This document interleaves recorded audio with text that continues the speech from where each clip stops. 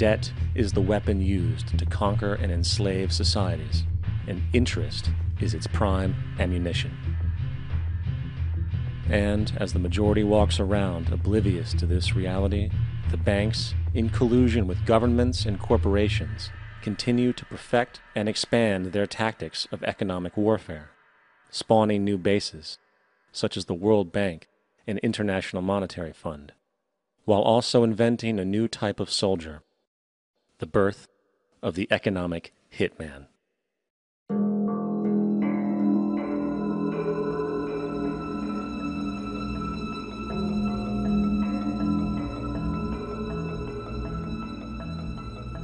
We economic hitmen really have been the ones responsible for creating this first truly global empire. And we work many different ways.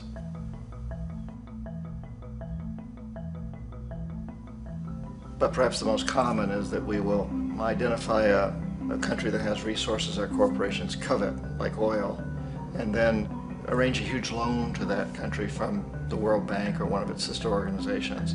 But the money never actually goes to the country. Instead, it goes to our big corporations to build infrastructure projects in that country, power plants, industrial parks, ports, things that benefit a few rich people in that country, in addition to our corporations, but really don't help the majority of the people at all. However, those people, the whole country is left holding a huge debt.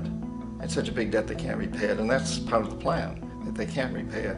And so at some point, we economic hitmen go back to them and say, listen, you owe us a lot of money, can't pay your debt, so sell your oil real cheap to our oil companies. Allow us to build a military base in your country, or send troops in support of ours to someplace in the world like Iraq, or vote with us on the next UN vote. To have their electric utility company privatized and their water and sewage system privatized and sold to U.S. corporations or other multinational corporations. So there was that whole mushrooming thing, and it's so typical of the way the IMF and the World Bank work, that you put a country in debt, it's such a big debt it can't pay it, and then you offer to refinance that debt and pay even more interest. And you demand this quid pro quo, which you call a conditionality or good governance, which means basically that they've got to sell off their resources, including many of their social services, their utility companies, their school systems sometimes, their penal systems, their insurance systems, to foreign corporations. So it's a double, triple, quadruple whammy. The precedent for economic hitmen really began back in the early 50s when democratically elected Mossadegh, who was elected in Iran, he was considered to be the hope for democracy in the Middle East and around the world. He was Time Magazine's Man of the Year. But one of the things that he'd run on and began to implement was the idea that foreign oil companies needed to pay the Iranian people a lot more for the oil that they were taking out of Iran. The Iranian people should benefit from their own oil. Strange policy. We didn't like that, of course. But we were afraid to do what we normally were doing, which was to send in the military. Instead, we sent in one CIA agent, Kermit Roosevelt, Teddy Roosevelt's relative. And Kermit went in with a few $1 million and was very, very effective and efficient. And in a short amount of time, he managed to get Mossadegh overthrown and brought in the Shah of Iran to replace him, who always was favorable to oil. And it was extremely effective. Mobs overflow Tehran. Army officers shout that Mossadegh has surrendered and his regime as virtual dictator of Iran is ended. Pictures of the Shah are paraded through the streets as sentiment reverses. The Shah is welcomed home. So back here in the United States, in Washington, people looked around and said, wow, that was easy and cheap. So this established a whole new way of manipulating countries, of creating empire. The only problem with Roosevelt was that he was a card-carrying CIA agent, and had he been caught, the ramifications could have been pretty serious. So very quickly at that point, the decision was made to use private consultants to channel the money through the World Bank or the IMF or one of the other such agencies, to bring in people like me who worked for private companies, so that if we got caught, there would be no governmental ramifications.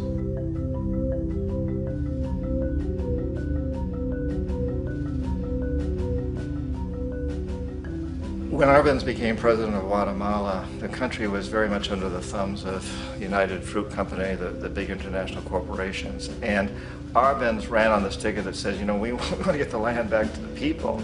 And once he took power, he was implementing policies that would do exactly that, give the land rights back to the people. United Fruit didn't like that very much. And so they hired a public relations firm, launched a huge campaign in the United States to convince the United States people, the citizens of the United States, and the press of the United States, and the Congress of the United States, that Arbenz was a Soviet puppet, and that if we allowed him to stay in power, the Soviets would have a foothold in this hemisphere. And that at that point in time was a huge fear on everybody's mind, the Red Terror, the communist terror. And so, to make a long story short, out of this public relations campaign came a commitment on the part of the CIA and the military to take this man out. And in fact, we did. We sent in planes, we sent in soldiers, we sent in jackals, we sent everything in to take him out, and did take him out. And as soon as he was removed from office, the new guy that took over after him basically reinstated everything to the big international corporations, including United Fruit.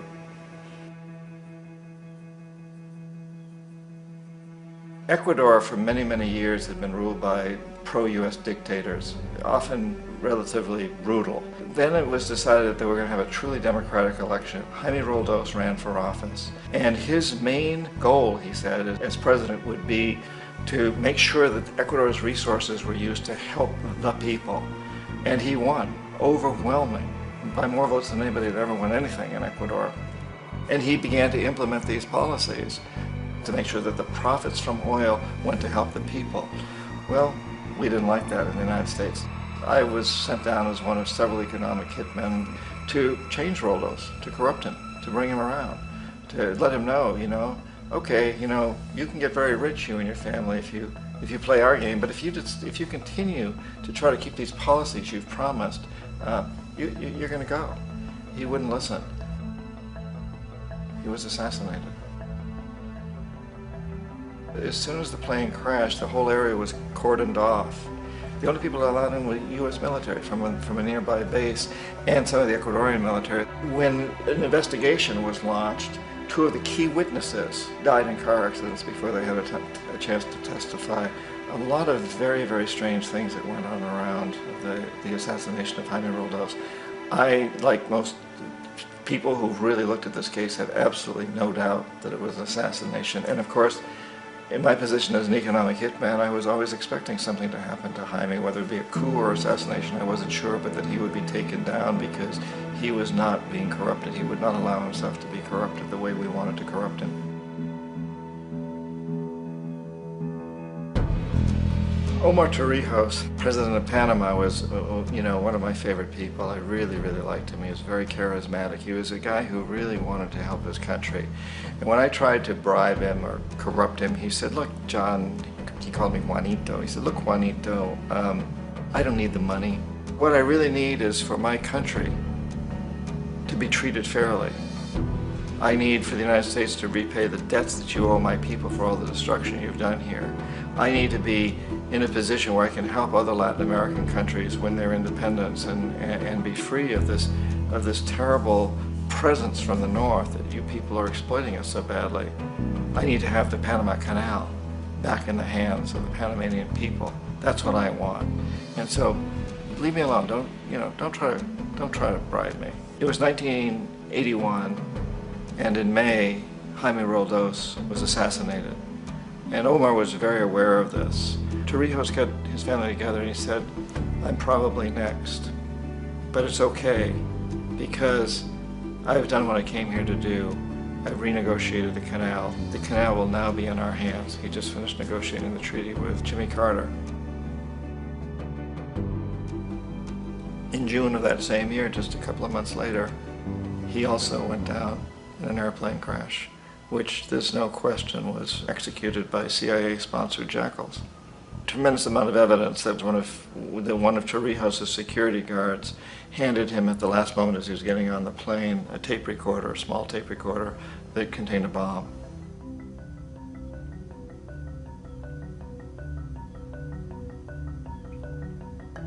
It is interesting to me how this system has continued pretty much the same way for years and years and years, except the economic hitmen have got better and better and better. Then we come up with, very recently, what happened in Venezuela. In 1998, Hugo Chavez gets elected president, following a long line of presidents who had been very corrupt and basically destroyed the economy of the country. And Chavez was elected amidst all that. Chavez stood up to the United States, and he's done it primarily demanding that Venezuelan oil be used to help the Venezuelan people. Well, we didn't like that in the United States. So in 2002, a coup was staged, which there's no question in my mind, and most other people's minds, that the CIA was behind that coup.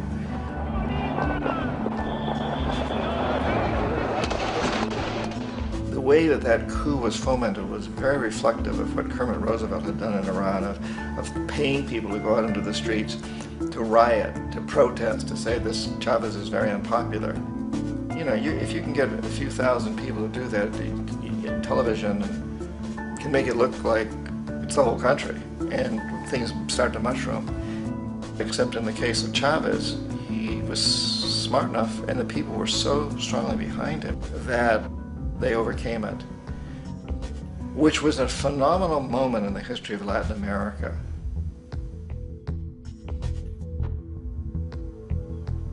Iraq actually is a perfect example of the way the whole system works. So we economic hitmen are the first line of defense. We go in and we try to corrupt governments and get them to accept these huge loans, which we then use as leverage to basically own them. If we fail, as I failed in Panama with Omar Torrijos and in Ecuador with Jaime Roldos, men who refuse to be corrupted, then the second line of defense is we send in the jackals. And the jackals either overthrow governments or they assassinate. And once that happens, when a new government comes in, and boy, it's going to toe the line, because the new president knows what will happen if he doesn't. In the case of Iraq, both of those things failed. Economic hitmen were not able to get through to Saddam Hussein. We tried very hard. We tried to get him to accept a deal very similar to what the House of Saud had accepted in Saudi Arabia, but he wouldn't accept it. And so the jackals went in to take him out. They couldn't do it. His security was very good. After all, he had one time worked for the CIA. He'd been hired to assassinate a former president of Iraq and failed, but he knew the system. So in '91, we send in the troops and we take out the Iraqi military. So we assume at that point that Saddam Hussein is going to come around. We could have taken him out, of course, at that time, but we didn't want to. He's the kind of strong man we like. He controls his people. We thought he could control the Kurds and keep the Iranians in their border and keep pumping oil for us. And then once we took out his military, now he's going to come around. So the economic hitmen go back in the 90s without success. If they'd had success, he'd still be running the country. We'd be selling him all the fighter jets he wants and everything else he wants. But they couldn't. They didn't have success. The jackals couldn't take him out again. So we sent the military in once again, and this time we did the complete job and took him out, and in the process created for ourselves some very, very lucrative construction deals. We had to reconstruct a country that we'd essentially destroyed, which is a pretty good deal if you own construction companies, big ones. So, you know, Iraq shows the three stages. The economic hitmen failed there, the jackals failed there, and as a final measure, the military goes in. And in that way, we've really created an empire, but we've done it very, very subtly. It's clandestine. All the empires of the past were built on the military, and everybody knew they were building them. So the British knew they were building them, the French, the Germans, the Romans, the Greeks, and they were proud of it. And they always had some excuse, like spreading civilization, spreading some religion, something like that. But they knew they were doing it. We don't. The majority of the people in the United States have no idea that we're living off the benefits of a clandestine empire, that today there's more slavery in the world than ever before. And then you have to ask yourself, well, if it's an empire, then who's the emperor? Obviously, our presidents of the United States are not emperors. An emperor is someone who's not elected, doesn't serve a limited term, and doesn't report to anyone, essentially. So you can't classify our presidents that way. But we do have what I consider to be the equivalent of the emperor, and it's what I call the corporatocracy. The corporatocracy is this group of individuals, who run our biggest corporations, and they really act as the emperor of this empire. They control our media, either through direct ownership or advertising. They control most of our politicians because they finance their campaigns, either through their corporations or through personal contributions that come out of the corporations. They're not elected. They don't serve a limited term. They don't report to anybody. And at the very top of the corporatocracy, you really can't tell whether a person's working for a private corporation or the government because they're always moving back and forth.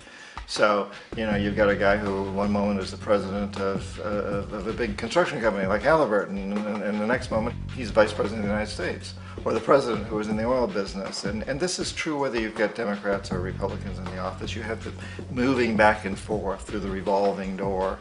And in a way, our government is invisible a lot of the time, and its policies are carried out by our corporations on one level or another. And then again, the policies of the government are basically forged by the corporatocracy and then presented to the government. They become government policy. So it's an incredibly cozy relationship. This isn't a conspiracy theory type of thing. These people don't have to get together and plot to do things. They all basically work under one primary assumption, and that is that they must maximize profits regardless of the social and environmental costs.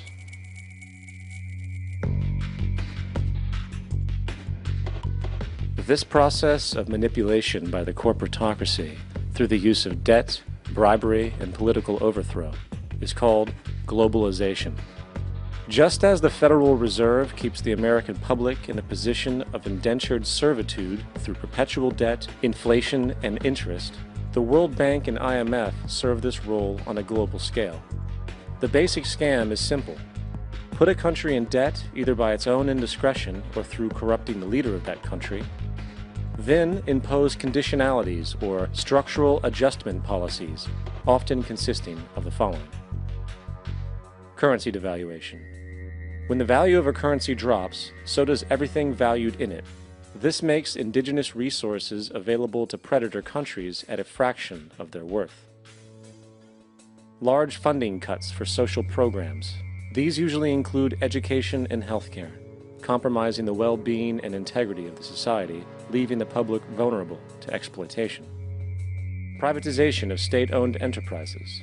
This means that socially important systems can be purchased and regulated by foreign corporations for profit. For example, in 1999, the World Bank insisted that the Bolivian government sell the public water system of its third largest city to a subsidy of the U.S. corporation Bechtel. As soon as this occurred, water bills for the already impoverished local residents skyrocketed. It wasn't until after a full-blown revolt by the people that the Bechtel contract was nullified. Then there is trade liberalization, or the opening up of the economy through removing any restrictions on foreign trade. This allows for a number of abusive economic manifestations, such as transnational corporations bringing in their own mass-produced products, undercutting the indigenous production and ruining local economies. An example is Jamaica, which, after accepting loans and conditionalities from the World Bank, lost its largest cash crop markets due to competition with Western imports. Today, countless farmers are out of work, for they are unable to compete with the large corporations. Another variation is the creation of numerous, seemingly unnoticed, unregulated, inhumane sweatshop factories, which take advantage of the imposed economic hardship.